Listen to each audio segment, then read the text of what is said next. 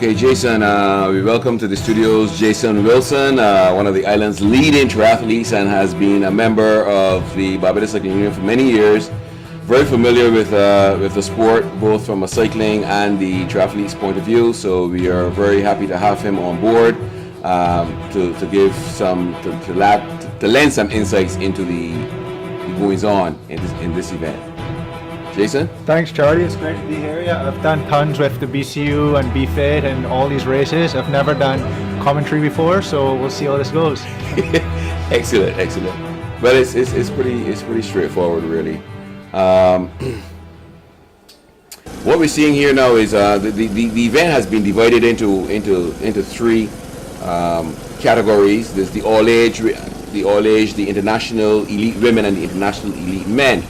All three events are of a sprint nature, and they were all held in the beautiful waters of Brandon, in the catchment area, protected by the Deepwater Harbor and the Coast Guard Station, and on the Spring Garden Highway, both for the running and the cycling.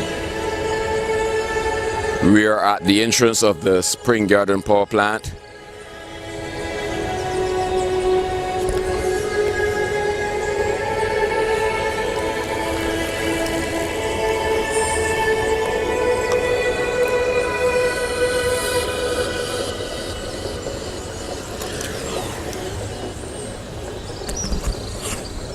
You can see the riders as they descend from the incline, the only incline on the course.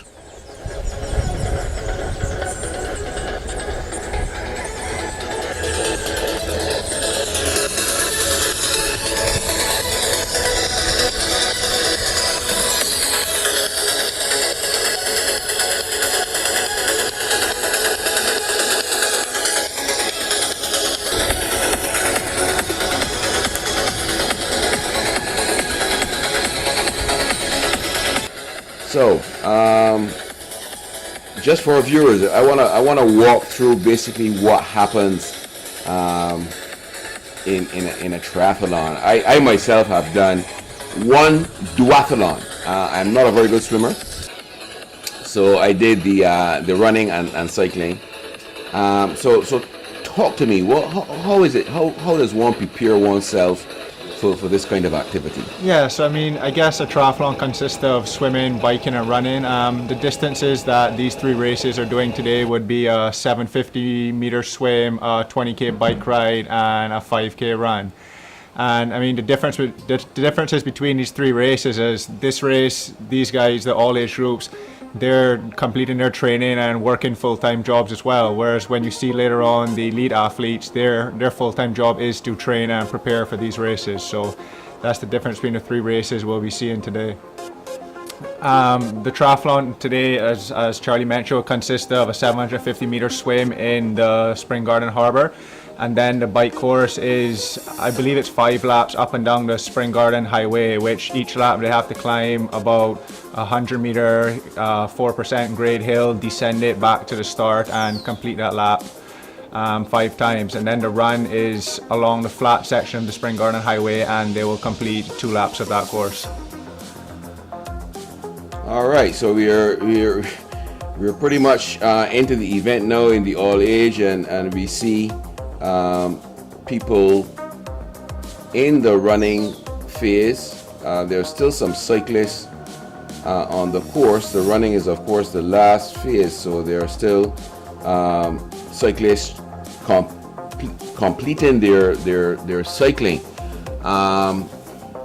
What do you think is going through the mind of the athlete as he's riding down the road and he's seeing other people running in the opposite direction? Yeah, I mean, with the age group race, as I mentioned, like, there's a huge difference in ability here. Like, some people are probably doing it for the first time, some people are way more experienced, they all have different goals. So I think that's why we're seeing such a big split up right now. Some people are probably well into the run, while some guys are still cycling. I can't imagine it'd be too nice cycling when you have a couple laps cycling to go and seeing guys finishing a race, but that's triathlon for you. It's a long, grueling event, but everyone's out here hopefully having fun and enjoying themselves. So tell me, which phase do you think one can run into the most deficit. I mean, I know running is something you can get hurt in pretty easily, and for me, it would definitely be swimming. I think for me, the cycling would be the least the event I would least have to worry about, but. Swimming for sure that's a phase that you could really lose a lot of time in, can't you? Yeah, for sure. I mean, everybody's different. Everybody has their strengths and weaknesses. If you look at the breakdown of the time, the swim portion is usually about 15. I mean, for the elite men at least, I'm going off. It was usually 10 to 15 minutes of the race. The bike portion of this is probably 30 minutes, and the run portion is probably another 15 minutes. So. Technically speaking, from that point of view, you can lose most of the time on the bike portion since it's the majority of the race. But then again, as you mentioned, swimming is such a hard sport. It doesn't come natural to anyone. So athletes who haven't grown up swimming can definitely lose huge chunks of time in the water. Whereas running is more natural and cycling is much faster. Cycling, a lot of it comes down to fitness, but then who has the nicer bike too. So you can tell like a lot of these athletes, some guys here are on mountain bikes, whereas I saw Wayne Edwards go by and he looks like he was on a full TT bike with a disc wheel. So yeah, he's riding one of these titanium frames with a carbon fiber back wheel. Yeah. Fully loaded. Old-fashioned vintage bike. Yeah, they're pretty nice. They're called Stronglight. Yeah, the Stronglight bikes. Wayne's been doing this for a while. I remember when I first started, it must have been, I did my first sprint probably 10, 15 years ago now. Wayne was competing then. I was competing against him. He was my biggest competition. They used to hold these races down in at Dover Beach and in St. Lawrence Gap. We used to race to the airport and back. And Wayne was still racing back then. So he's definitely one of the most well-experienced guys in this race, I can imagine. Yeah, he's also racing with the BCU right now. But tell me something. If one were to get into the discipline of triathlons, who's best suited to fit in quickly? A good swimmer, a good runner? Yeah, I mean, as I said, swimming's not natural. Definitely, if you've grown up swimming and you know how to swim, you can pick up the other two disciplines pretty easy. Like everyone can get on a bike and everyone knows how to run, so it's just taking the time out of your day to actually perfect and do those more and get stronger. Whereas it's so hard to learn how to swim. Swimming is all technique, and it takes a lot of time to learn how to swim and reduce your swim time and increase your swim fitness. So I would say definitely you have a benefit if you grew up as a swimmer and you know how to do that. Okay, give me a bit of a background. I see some. When I was down here shooting, I actually saw a little box called a penalty box, which reminded me of ice hockey actually. You know, I kept seeing somebody chucking somebody into the bulletproof glass and being sent to the penalty box for a few minutes to give the other team a power play. So tell me, how is the penalty box implemented in a triathlon, and what is it used for? What could you possibly do in a triathlon to result in you having a penalty and having to sit in this box? So the penalty box is when I say fairly new, the penalty box probably came about, I'm guessing 5 years ago now. And what they use it for now is in a sprint distance race, the penalty is usually 10 seconds, whereas in an Olympic distance race, your penalty is 15 seconds. And you can acquire a penalty by a number of things. For example, you can acquire a penalty by false starting off the start line. They will hold you in T1, or you can acquire a penalty by not putting your goggles and cap into these boxes you see here in transition. Each athlete has a box, and if you don't put your goggles and cap and helmet when you get off the bike into these boxes you can acquire one of these penalties. The other way you can get a penalty, especially in these age group races, is there's no drafting allowed in the age group racing versus the elite races where the athletes will be allowed to draft. So in the age group racing, if an athlete is caught drafting another athlete on the bike, they will also be asked to stop in the penalty box before the race is done to serve their 10-second penalty for drafting. Okay. We mentioned things that we see Amy Cox finishing here. She's also taken up cycling now as a primary sport. But one of the things that I always found a little interesting, certainly when I did my biathlon, was this concept of the transition, the movement from one discipline and phase to another discipline and phase. How difficult is that, and how important is it to master transitioning and get out of that transition zone as quickly as possible? First of all, there are some rules to transitioning which I am not fairly sure that the audience would understand. There's a certain distance that you have to move. So the transition area is a specified area for changing from swim to bike and bike to run. There's usually two lines on the road, which is called the dismount line and the mount line. One is before the transition area, one is after the transition area. These two lines indicate where you're supposed to get off your bike and have one foot on the ground before you cross that line going into transition. And the mount line, you have to pass it before you get on your bike. So inside that zone, you're not allowed to be on your bike at all. Transition, triathlon, it is a huge part of the sport. It's when you come out of the swim, all your blood is in your upper body and your arms and stuff, and then you have to get on a bike and start pushing out 400 watts or averaging 40k an hour. It's hard to move that blood quickly from your upper body to your legs, and that's why I think transition work, it does take a lot of practice. A lot of people do these things called brick workouts, where they will combine a swim and bike workout or combine a bike and run workout to practice this specific discipline. In elite racing, you can lose tons of time in the transition. For example, like some of the races we do, they have 75 guys coming into this narrow transition at the same time, all strung out. If you're at the front of this pack versus the back of this pack, that can be 20 seconds of your race right there. You've lost.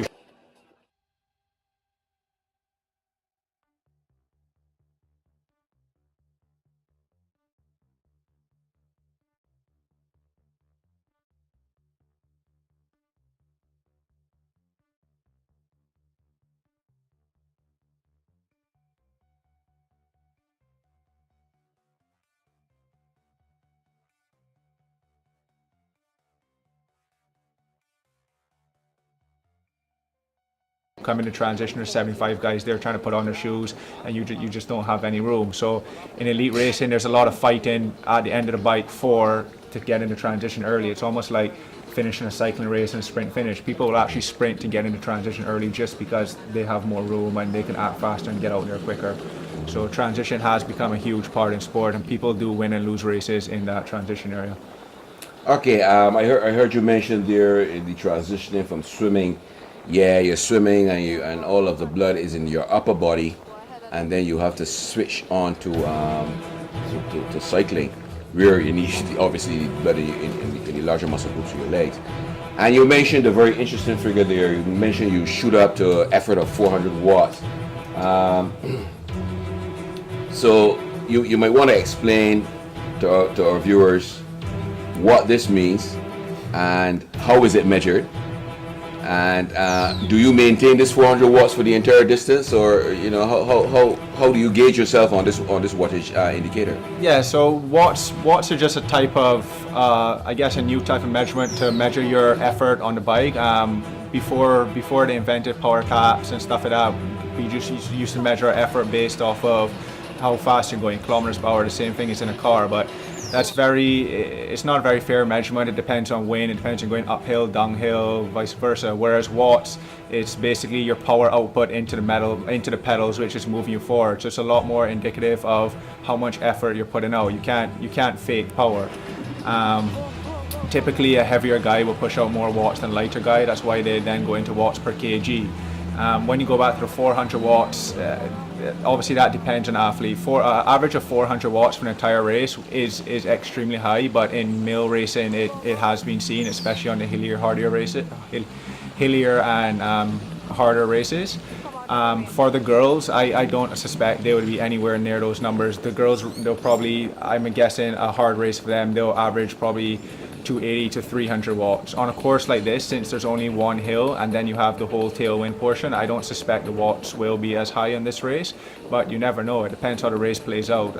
These girls might get into a couple breakaways, which will make the bike portion a lot more harder in this race. We'll have to wait and see.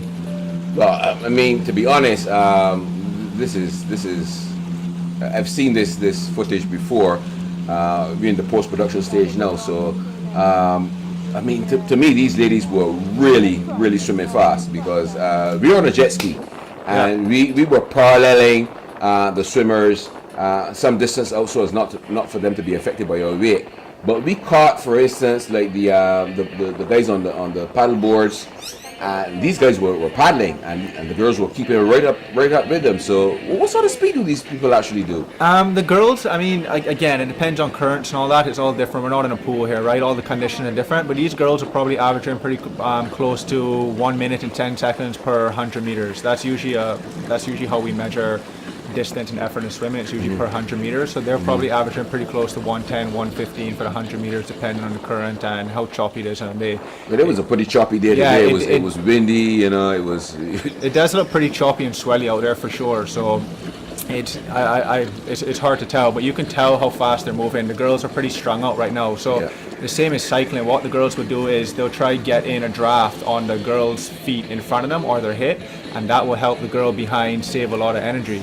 Really? I would think that the wake would No, disturb. it's even. I think it's pretty close to the same percent of energy you save in cycling. It's a huge difference. So, for instance, if you can get on a girl's feet, like you see here, how they're pretty strung out. If you get on a girl's feet, you're saving a lot of energy. Whereas versus if you get on a girl's hip, you're saving a lot of energy, but then you're slowing down the girl in front of you. Okay. When you get on the hip, it makes them. It's almost as if they're pulling kind of like a bucket through the water. Then, so it slows them down, and you get some benefit. So if you're swimming with someone way faster and you don't think you're able to keep up that person, the best thing to do is get on that person's hip, because you're actually slowing that person down. Whereas if you guys just want to make your best average time through the water, then you get on her feet and you're not interfering her, and you're still getting some benefit from the draft. But you'll see here, like, none of these girls are swimming individually. They're all lined up behind each other trying to get the best draft they can. And they'll swim right on the toes of the girl in front of them. Their fingers will literally be touching the other girl's toes in front of them to stay in this draft. Oh, That's why they're swimming so close here.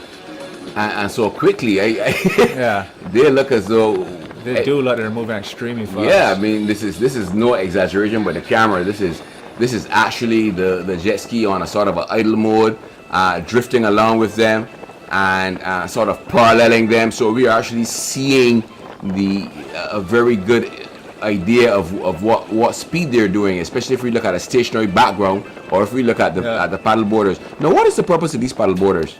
I think the paddle boarders are just there for safety in case one of the girls get into trouble or one of the girls get hit. Like, you don't think this is a contact sport, but people get hit in the swim portion of this sport all the time. And I know the officials are trying to do better and better to monitor what's going on inside the swim. It's a little easier in a race like this with only 20 to 30 girls, but in larger races with 75 and 80 people, it's hard to monitor the athlete's conduct within the swim. And I've had friends come out the water with broken noses, bloody eyes and stuff from the swim portion of this race. Whoa. So there is a lot of physical contact in the swim sometimes, and I think that's why the paddleboarders are here, just maybe to monitor that and make sure none of the girls get into trouble. Okay, well, I mean, I know after the fact that Matthew Wright, who was our representative in this, actually broke his toe coming off of the start blocks as he ran into the ocean. He probably bumped his toe in the sand or something. Actually broke the toe. Swam, rode, and ran with this broken toe before realizing sometime after that your toe was broken. Yeah, I think he managed to do that actually, like you said, before the actual swim portion started. It looked like, I saw a couple pictures, it looked like he actually kicked, or the guy next to him, I think one of the Mexican athletes there, their feet collided and he broke his toe on the Mexican's leg or ankle or something like that. And as you said, he completed the whole race without knowing it was broken. I'm sure he was in some discomfort, but after the race I remember seeing pictures of his foot swollen up pretty big. So I mean, it was a good thing it was little toe, so you don't put too much power through the little toe on the bike in the run portion. And he probably had so much adrenaline going through his body at that time that it wouldn't matter if it was his toe or his foot or his leg. He probably wouldn't have known anything, noticed anything. Yeah. So I mean, it's okay. These guys are now really pushing. Or these ladies are now really pushing to get back in to shore, and they're moving now towards the transition area. Yeah, so this is where the transition will come into play. We can see them, like, another rule is you have to buckle your helmet up and before you can even touch your bicycles. You see all the girls buckling their helmets up and clipping them, and then they grab their bicycle. And then they'll run to the dismount line, which I think you'll see here shortly. And they're not allowed to jump on their bikes until they cross this dismount, the red line right there. So then they can jump on their bikes and start the bike portion of this race. So these shoes are obviously now some sort of a Velcro type mechanism, Yeah, so the girls' shoes, I mean, they're pretty similar to cycling shoes. Their shoes will be already clipped into their pedals, and they will have them held upright. Like you can see these girls' shoes here are held upright by actually elastic bands. The International Women's Triathlon is on the way. 20 odd countries: Mexico, Cuba, Puerto Rico, Colombia, United States, Canada.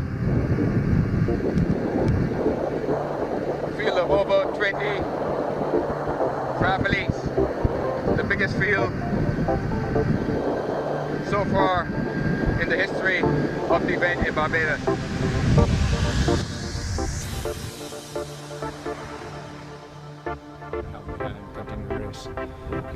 So you mentioned gels and stuff. I mean, but this race is so short. We use gels in hardcore cycling because our distances are long.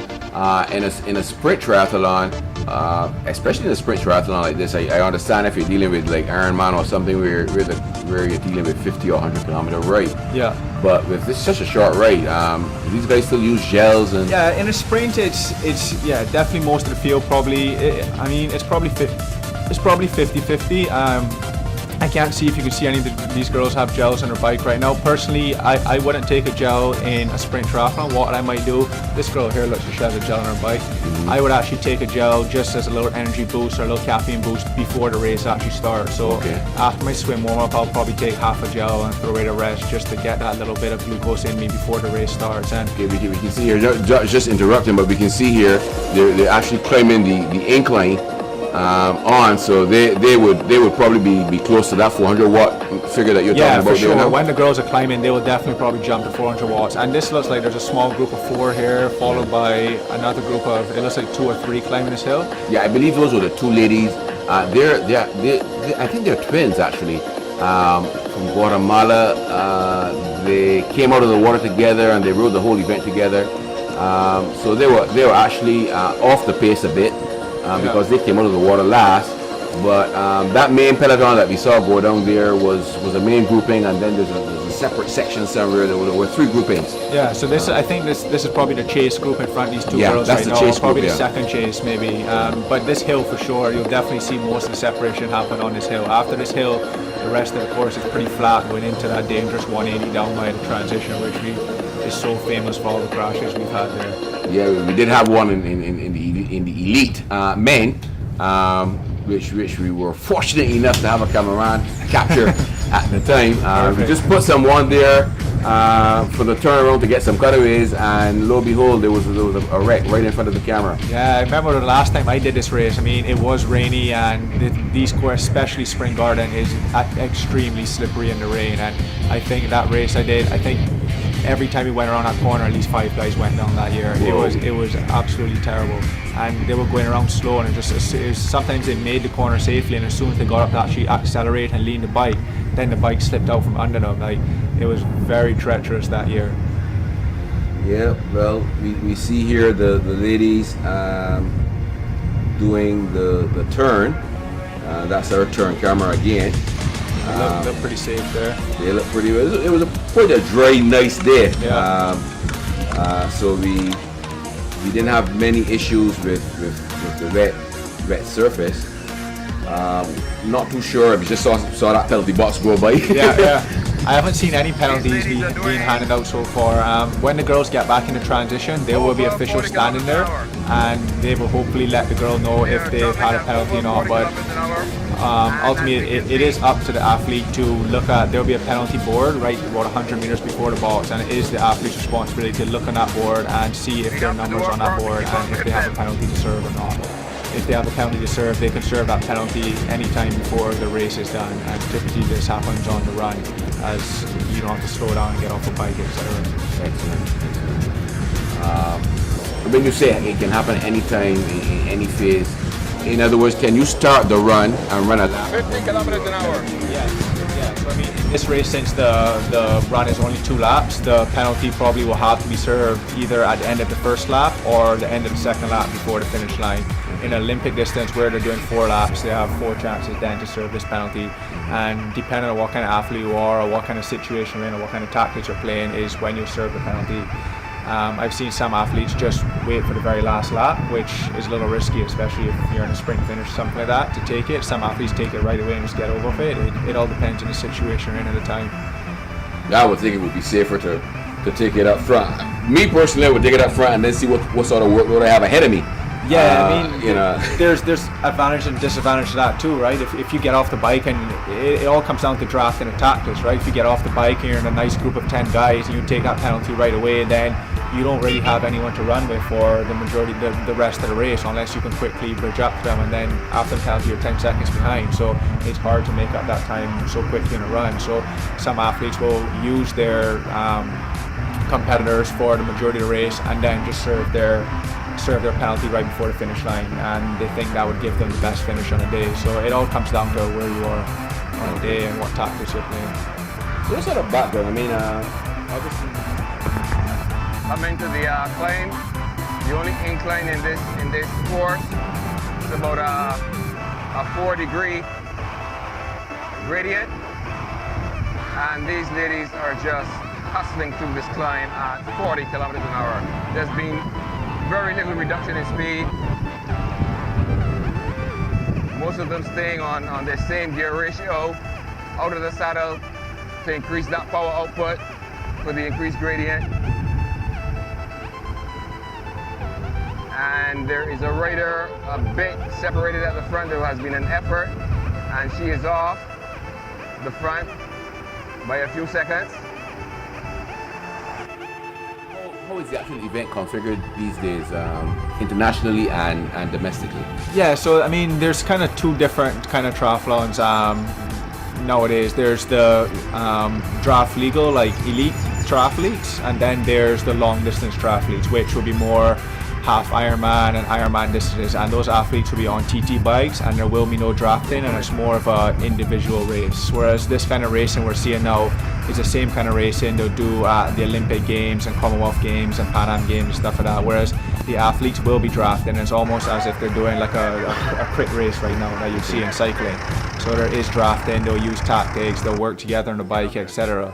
The athletes that do these 2 distances, they're typically sprint distance and Olympic distance. And as I mentioned, Olympic distance is what they'll do at the Olympics and most of the major games. However, like I know Commonwealth Games in 2018 have now announced that the so you can see the 2 groups there, yeah? Yeah, you can, yeah. Okay, go ahead, sorry about that. Yeah, so the Commonwealth Games next year, they have announced that they will not be doing an Olympic distance triathlon, and they will be doing a sprint distance triathlon. So I think that's the first major games to announce that they will be moving to sprint. And I think more and more countries are doing this right now, so it's more television friendly, it's a shorter race, it's more exciting and stuff like that. So they're trying to push these shorter distances now, and then they have the team event they're trying to push now, which consists of 4 athletes, 2 men and 2 women, and they'll both do a mini triathlon. So each will do a mini triathlon. It's usually like a 250 meter swim, 6K bike, and a mile run or something like that. And then we'll each compete a triathlon, tag the next person, and then continue. Okay, like a relay. Yeah, like a relay. Yeah. So instead of someone doing the swim, someone doing the bike, and someone doing the run, which you do all 3. You do all 3, right? Disciplines. Yeah. Because that is a sport. You are a triathlete. You're not a runner. You're not a cyclist. You're not a swimmer. So they want the triathlete, to do the entire race themselves, tag the next guy, and then continue. And then it's mixed gender, it's male and female within the same race. They use 2 male and 2 female. That's quite interesting. Well, we do have a couple more events coming up. I know there is one slated for the Garfield Sobers complex fairly soon. It's this weekend, I believe. It's this weekend. Yeah, there's the Barbados is going to be the first country ever to hold the CAMTRI Games for triathlon, which are going to be held in October at the same Garfield Sobers complex. Right. And I think the qualifying for Barbados will be held this weekend at the Garfield Sobers complex. I'm not sure the time, and I'm pretty sure it's Sunday morning. They're carrying on that event. And well, we hopefully I've got to call Darren back, because we were trying to set the actual cycling route for that, as well as I know there was some construction up there which obstructed a part of the course, which may have made it a little hairy. But certainly we'll be looking forward to going and taking a look at that and see what's going on. But getting back to the testing of that facility, we will be doing the Carifta for the first time, you said, in October. In October, yeah. And we'll be using the aquatic center, the pool, for Yeah. the swimming, and obviously a circuit in or around the gymnasium, and then a cycling course, which is to still be decided. So that's going to be pretty interesting. That's going to be extremely interesting. I think it's great for triathlon in the Caribbean and the kids getting developed and into the sport. I think it's a great idea.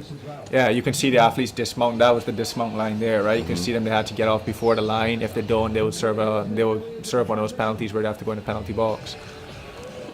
They're all rocking their bikes there, then they're going to slip their feet into their shoes So quickly. you got to wrap your bikes and everything has to be neat, or you got Everything has to be neat. You'll see them, they'll throw their helmet actually into these boxes that have their numbers, and if they don't do that, then that is another chance that they can have to serve a penalty. I mean, the penalties, like I said, it was pretty new, and they came around for athletes taking advantage of the different rules. Like some athletes would be unfair and come in and kick away athletes' shoes or throw their bikes. That's why they brought this penalty rule, to make the race more fair. And so you have to keep your stuff in your area. You can't put stuff in the other athlete's area and hinder the other athlete when they come into transition. So that's why these rules have come about. It looks here now like the men are going to be setting up their transition area here. Yeah, that's exactly what they're doing. These guys, to be honest, look they look just like cyclists, you know. They look like the kind of dudes you'd beat at the Pan Am Games or the Commonwealth Games in cycling. Yeah, but you would know. You were at the CAC Games doing this stuff in Mariguez in Puerto Rico some years back. Yeah, they're definitely very fit guys. I know one of the guys in this race we just saw walk past our screen from Puerto Rico, Manny Huerta. He was actually in the Olympic Games as well last year. So I think they do have Olympic athletes in this race, which is amazing for Barbados to track this kind of competition. Yeah, I was actually quite impressed at the range. We had people from Brazil, we had people from Uruguay, there was a gentleman from Syria. Oh yeah? I could not believe it. There was amazing. actually a guy from Syria, you know. Yeah. And you got Guatemala. It's quite international. Yeah, I know Canada and the US usually have a huge contingent that come down to this race. They love coming down here. It's great training for them. They usually, I know a lot of guys, I mean, some of the guys I train with, they'll come down a week before and a week after the race, and usually it kind of is a big training block for race in the middle. So they love coming down to Barbados, and everyone I've talked to has had good things to say about this event. Yeah, well, everyone was. I interviewed one of the Colombian triathletes, and he was in love with the ocean. He thought that the water was just great, and to be honest, on this day, the water was so crystal clear and so smooth. I myself wanted to jump in. You know? Yeah, it was so cool. Yeah, that's Barbados for you. Training in Barbados is amazing. The water is crystal clear, and like you go out there swimming, you see turtles and fish and all kind of wildlife underneath the water. It's actually pretty distracting, especially if you're in a race. If you're in a race, yeah. I'm sure these guys won't notice it during their race, but when you're training, it's amazing. Yeah. You can see the guys here, they're so particular about how they want to set up their transition and what they want to do and where they want their shoes and stuff like that. They're taking their time to make sure they do it properly. There you go, that's Rasmussen there, I believe, from Canada. Yeah, he also trains. Rasmussen and Forbes here, they train in Guelph, Canada with myself and Matthew actually. Okay. So he's been, Johnny Rasmussen, he's been having a great last couple months. Even towards the end of last year, his results have really improved, and he has a lot going for him. So he probably definitely one of the favorites at this race, I would say. Yeah. That's Manny, number 4 there. So he's from Puerto Rico, and he actually competed in the Olympic Games in Rio last year as well. One of our qualifying spot, actually, me and him were fighting for it a couple of weeks before qualification ended. It got pretty hairy there for a while. All right. So we got the Mexicans in. The Colombian that I spoke to was from Medellin, which is pretty high up. Not as high as Bogota, but it is high, a high place. And also we got the Mexicans here. No matter what part of Mexico you're from, it's basically high altitude. Do these guys have any sort of an advantage as they would like in cycling or running when they come from high altitude? It's basically the same type of. Yeah, for sure. I mean, when you train at altitude, you're training in thinner air, right? So you have that disadvantage up there. It's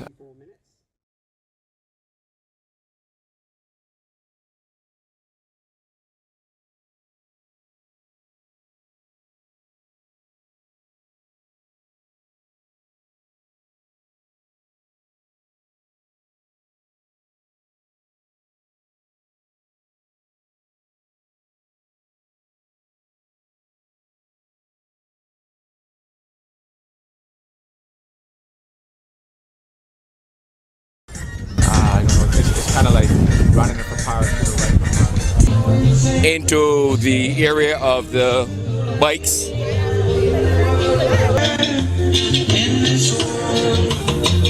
So you're basically running the path that I'm currently walking out into the transition area, where then you would collect your bike. And of course, everything has to be prepared. Shoes already in place, Velcro so that you come straight off the swim phase onto your bike, strap in, go, and then your running shoes are right beside on the ground, so that when you come back again, the transition from the cycling phase to the running phase is quite smooth. All the equipment is pre-laid out and ready to go, just to change in shoes.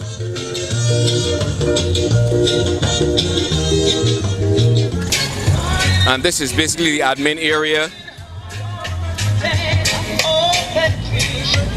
with the electronic timing system. Electronic timing system being used this morning. Okay, the timing system, we was just clarifying, because in some of the other organizations we use the Orbit's MyLap system, but this is the Jaguar system, which is using 2 magnetic sensors, which is triggered by a transponder attached to the ankle of the riders. All computerized, all printed at the completion of the event. The results are already listed, and usually if there's an online account as well, posted to the internet. So quite an efficient system. Started the international event.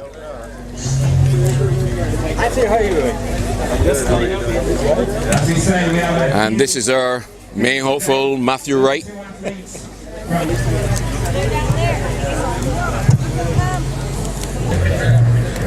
Canada, Venezuela, Colombia,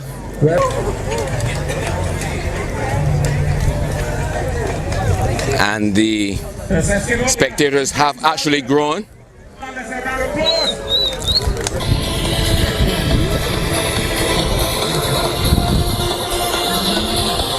So I'm going to go now get on my jet ski.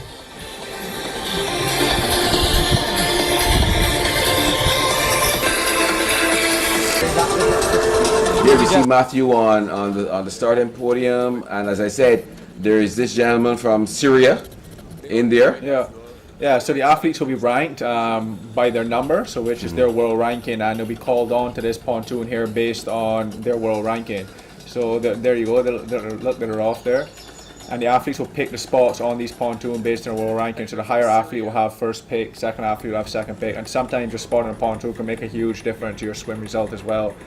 Usually if you're stuck in the middle of a pontoon, you have more guys around you to fight and stuff like that, versus if you're on the edge, and depending on where the first buoy is, there's always a little bit of discretion on what's the shortest distance to that first buoy, the left side of the pontoon and the right side of the pontoon. So definitely having a higher rank makes a big difference in elite racing like this. Every second counts.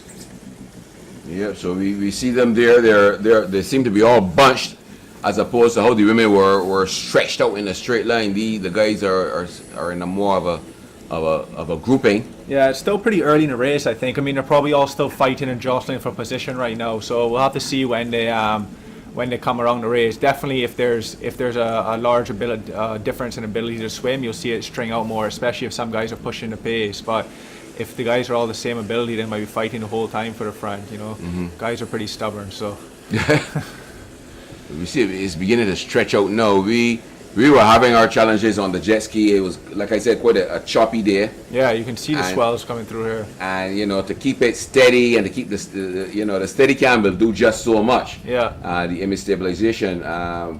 That's good if your hand's shaking, but if if the whole platform on which your station is shaking, you got a little difficulty keeping that film in center frame. So we were here fighting, and we see them stretched out here now. Yeah. The buoys will tend to do that as well too. When the athletes all aim for one of these buoys at the corner buoys, these buoys, there's a lot of fighting and jostling for position around there, and then usually some athletes will be kicked to the back or kicked to the front. So the buoys will definitely help this race string out a lot more. Okay, and I think there were probably like 2 or 3 buoys. Yeah. Yeah, the buoys, no matter how tapered the corner is or how the officials set it up, every time there's a buoy you see it, because that's what the athletes are aiming for. That's the only point of sight in this race. They aim for the next buoy. So you have 75 guys aiming for the buoy.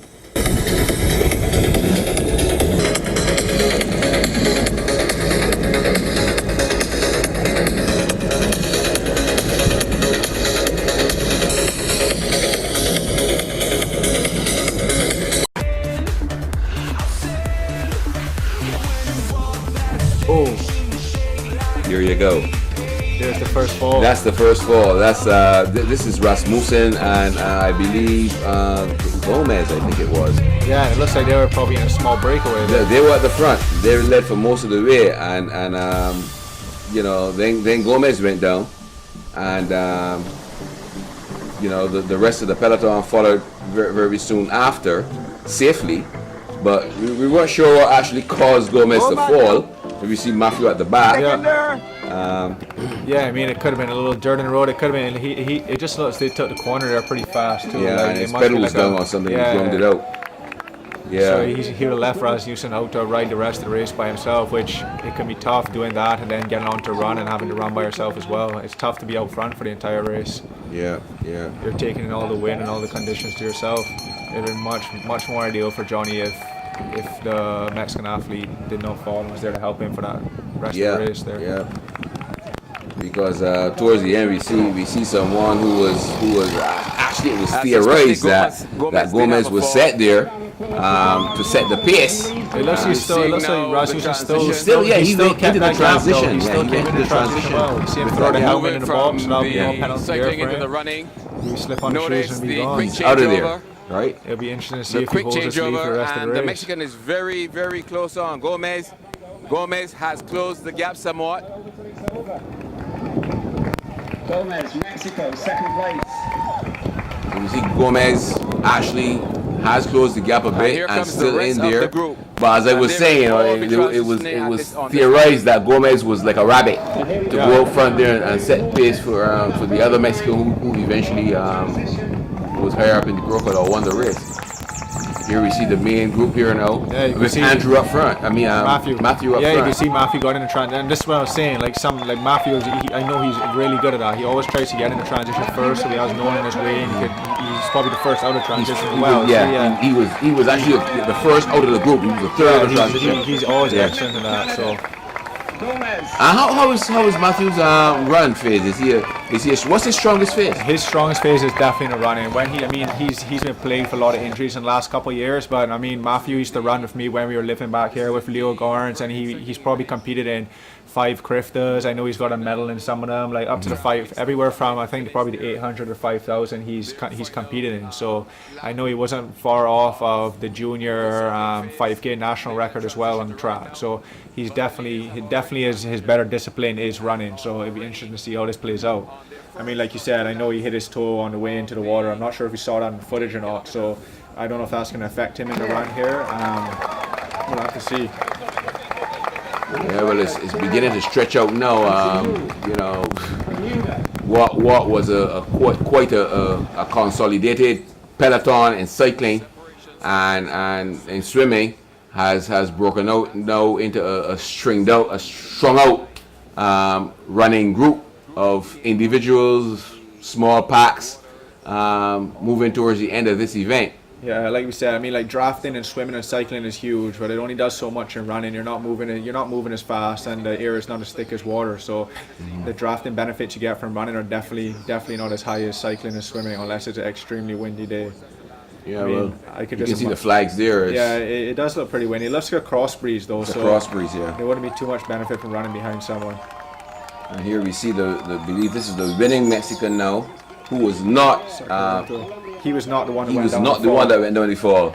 So it was actually theorized that Gomez was setting pace for this other guy. Looks like Colombia in second. The Colombian second, yeah. And Brazil, I believe, in the third spot. Brazil third, yeah. And Rasmussen. Rasmussen, Canada fourth. And that's Manny from Puerto Rico fifth. Another Colombian. Yeah, Moya, I you think. can see it on their face, they're struggling. The heat, Yeah, like it the really heat. took a toll on them here. Especially the guys coming from Canada and the US. Yeah, It's still because winter. It's up still there. It's winter. cold, yeah. As a matter of fact, I was watching the Giro d'Italia today live, basically transposing it onto the BCU site for live streaming, and there's still snow on the ground Yeah, in Italy. it's crazy. And it's crazy how winter. I mean, at one time this was, warm time. It's the weather in the global weather has really changed, and Yeah, winter just seems to drag on. and on. Well, here we see Buttman, who's actually racing for ITU, and Yes, so like when I saw that when athletes race for ITU, it usually means that they're changing countries. So when an athlete changes the country they represent, they have to race for the International Triathlon Union for a year during that transition process. okay, Here, listen, Matthew coming in here now. right. Doesn't seem to be any worse for the rear for that broken toe. Probably doesn't even realize it yet. Yeah, exactly. One of the other reasons for ITU competition would be if the ITU is actually sponsoring an emerging athlete, right? For instance, the guy is good, but maybe not good enough to represent the US. The US has actually fielded the team already. So to give him the international exposure, they allow him to race for the ITU? Yeah, not necessarily that way, but ITU does have a development team, which I have also been a part of for the last couple of years, and they will actually help fund athletes to races, and then they will actually bring staff to races to help these athletes at the races. So they'll bring like a mechanic and a manager and stuff like that. So like athletes from Barbados and smaller countries, when they go to these bigger races, they don't have all the resources that bigger countries like the US and Canada and France have. Like sometimes when you go to these World Series events, the US will bring managers, bike mechanics, chefs, massage therapists, and they'll bring all that with a team of 6 athletes, whereas when you're from a small developing country, you can barely afford to get to the race yourself. So what the ITU has done is they've made a development team with probably 6 to 12 athletes, and they'll invite these athletes to a race, probably help And fund they their can be from any nationality. any developing country, and they'll bring the athletes to the race, and then they will bring the staff, like the mechanics and the masseuse and the chef and stuff like that, to help these athletes feel part of a team and help them on these bigger events where they don't have that kind of support and resources. So ITU has definitely done a lot for the development of athletes and developing countries in the sport.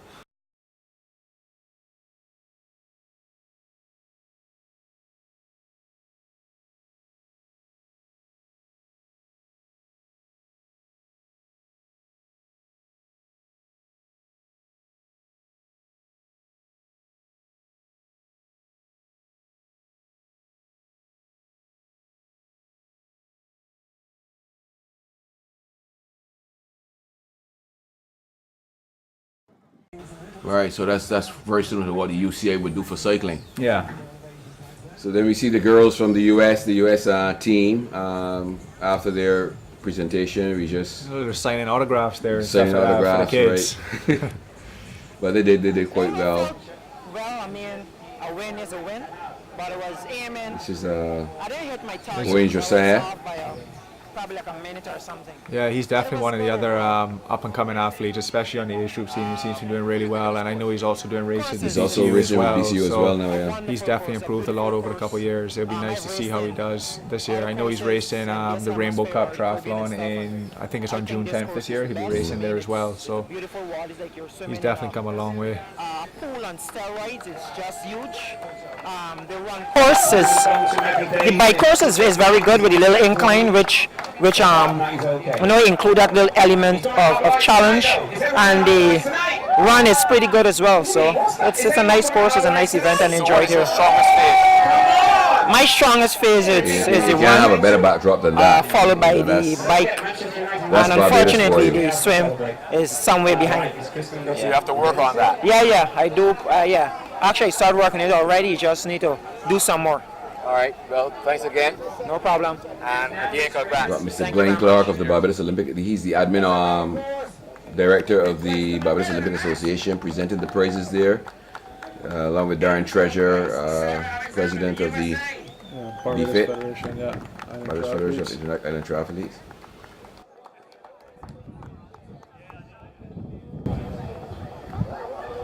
In third place, Adriana Barraza of Mexico.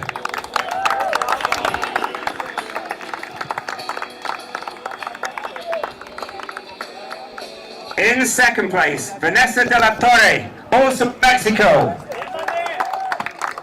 Mexico well represented today and on the podium. And the winner and number 1 seed, Lindsay Jurganek of the USA.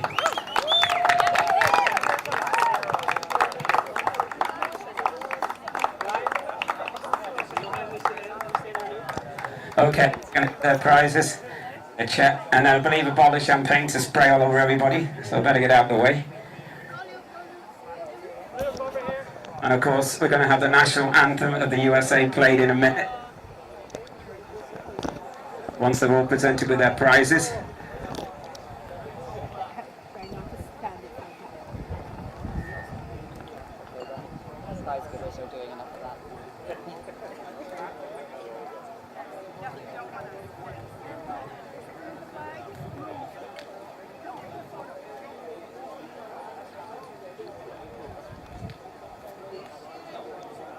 I'm sure you got the bubby for after we played the national anthem, Darren. Okay, they all come back for the bubby. Right, well now, can you all stand now as we raise the flag and play the national anthem of the USA?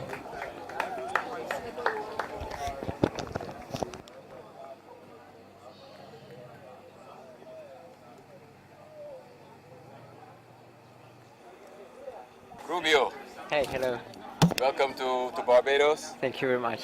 How did you find this morning's competition? Well, beautiful first of all. That place is so beautiful. Well, the weather was calm down, not choppy, so easy. Then we started the bike. Too windy. The bike was too windy, so it was 20k really fast, so and hard. I tried to take away from the chase pack, but I couldn't do enough. So what was your eventual placing, do you know? Pardon? What was your eventual placing? ¿En qué lugar? I was in the chase pack and the first in the top of the chase pack working, but well, just in the finish of the race I came 6th, so it was a good race. Yes. Yeah, thank And you. what part of Colombia are you from? Medellin. Medellin. Yes. Okay. Well, welcome to Barbados. Thank you very much. Congratulations on your finish. Thank you very much. Okay, welcome to Barbados. American sent a lot of their younger developing athletes down to this race over Yeah. there who want to make it onto the ITU circuit and stuff. He's been racing quite a bit because his mom saw this and got online through her Facebook platform. So she sends me updates on what he's doing. Right. You know, so he just raced last weekend actually. Nice. Oh, that's good. That's good to see. You have a brilliant future ahead of you. Yeah. Okay, what part of Trinidad are you from? I'm from Cuba, but I train in Port of Spain and go to school there. Okay. Well, again, congrats on your performance. Yeah. Thank you. Darren Treasure doing it. Pray, are you ready to play? Yep. Yes, come on, let's a huge round of applause, come on! Here we have the man, and this is always the most dangerous moment for us as cameramen, with this champagne flying all over. Showers. You know, it's not, Canon does not like champagne. And of course the age group winners there. That basically wraps up the footage for this